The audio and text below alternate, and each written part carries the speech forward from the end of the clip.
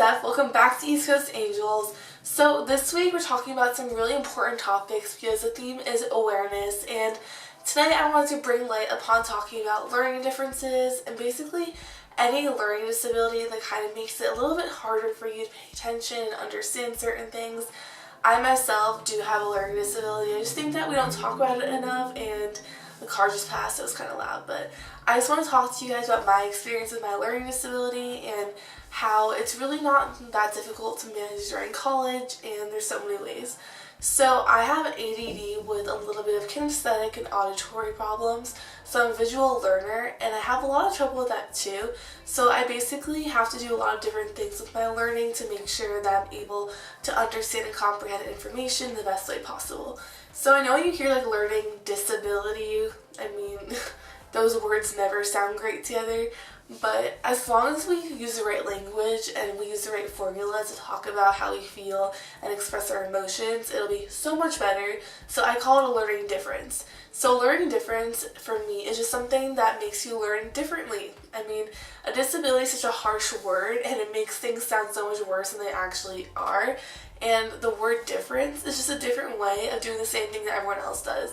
When I was in first grade or second grade, third grade, like any of those years, I did have trouble understanding certain things, but as soon as I got a tutor or someone who taught me a little bit differently, I was able to grasp that information right away. I just think that the word disability can be just like shot different ways and everything, and I feel like anything that's different is considered negative, which just needs to be changed in this world, because when people associate things that you have or different traits that you appear to different traits that you have, and they say, oh, like, yeah, like disabled or something like that, and they use it for anyone and like something like mobility or anything like that, I just think it's really wrong, and people do just use the terms disability so incorrectly. And I don't know if you guys know about like person first language. So my name is Stephanie, but I have a learning disability. A lot of people associate disabilities before the actual person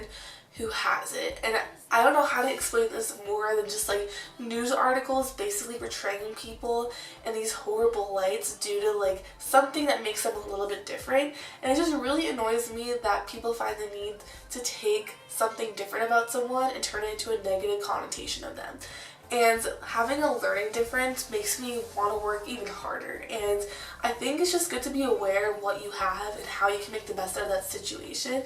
And having a learning difference has made me a better person because I've been able to advocate for what I have and talk to other people and see how we can all help each other. Because if you do have a learning difference or you know someone, you know that it's a lot more difficult to understand things, and it's frustrating because you're going on years on how to advocate for yourself and how to make sure you get testing right, and because it's hard to test correctly when you do have all these different accommodations, and accommodations are the best thing possible, but some teachers, some professors and stuff, they aren't accommodating and they're not going to want to help you as much as you need it. So that's why you need to advocate for yourself, and doing so could be exhausting, but at the end of the day, when you get that A in that class or the A on that test or the reflection, it's so worth it. And being aware of what you have and aware that it's okay to advocate for yourself. Don't be nervous, because if you don't let yourself advocate and you don't help other people realize that it's okay, you're not going to be able to get the rights that you deserve, because so many people in the past have fought for disability rights in action. They have gone through so much.